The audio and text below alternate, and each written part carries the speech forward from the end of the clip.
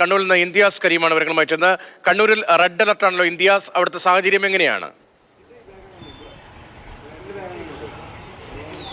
രതീഷ്, കണ്ണൂരിൽ red alert തുടരുകയാണ്. ഇന്നലെ രാത്രി മുതൽ നല്ല രീതിയിലുള്ള മഴ ജില്ലയിൽ ഉണ്ടായിരുന്നു. ജില്ലയുടെ മലയോര പ്രദേശങ്ങളിലാണ് കാര്യമായിട്ട് മഴ പെയ്തിരുന്നത്. ഇന്ന് രാവിലെയും കാര്യമായ മഴയുണ്ടായിരുന്നു. പക്ഷേ ഇന്ന് ഉച്ചയോടെ വലിയ രീതിയിലുള്ളൊരു മഴയില്ല, മഴയ്ക്ക് ശമനമുണ്ട്. പക്ഷെ അപ്പോഴും കാർമേഘം ഇരുണ്ടുകൂടി അങ്ങനെ തന്നെ നിൽക്കുകയാണ്. ഇന്ന് രാവിലെ പെയ്ത മഴയിൽ തലശ്ശേരിയിലെ ജനറൽ ആശുപത്രിക്ക് മുൻവശത്തുള്ള മരം കടപുഴകി വീണു. ആ സമയത്ത് അവിടെ 6-7ഓളം വാഹനങ്ങളുണ്ടായിരുന്നു. ആ വാഹനങ്ങൾക്ക് ഈ മരം വീണ് കാര്യമായ കേടുപാടുകൾ സംഭവിച്ചിട്ടുണ്ട്.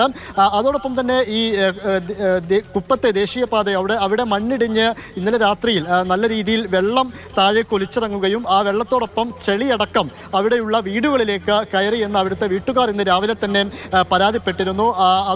അങ്ങനെ അവിടുന്ന് 6ഓളം വീട്ടുകാർ ഇപ്പോൾ മറ്റു സ്ഥലങ്ങളിലേക്ക് മാറി താമസിച്ചിട്ടുമുണ്ട്.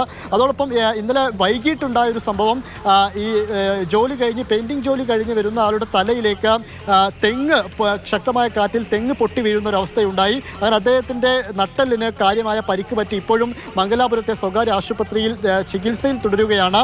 കണ്ണൂരിലെ മഴ നോക്കിയാൽ പെയ്യുന്ന സമയത്ത് നല്ല ശക്തിയായി പെയ്യുന്നുണ്ട്. എന്നാൽ ശമനം ഒരല്പനേരം, 1-2 മണിക്കൂർ നേരത്തേക്ക് മഴ ശമിച്ചു നിൽക്കുന്ന അവസ്ഥയുമാണ് ഉള്ളത്. തൽക്കാലത്തേക്ക് മഴ മാറി നിൽക്കുന്ന ഒരു പൊതു അന്തരീക്ഷമാണ് കണ്ണൂരിൽ ഉള്ളത്.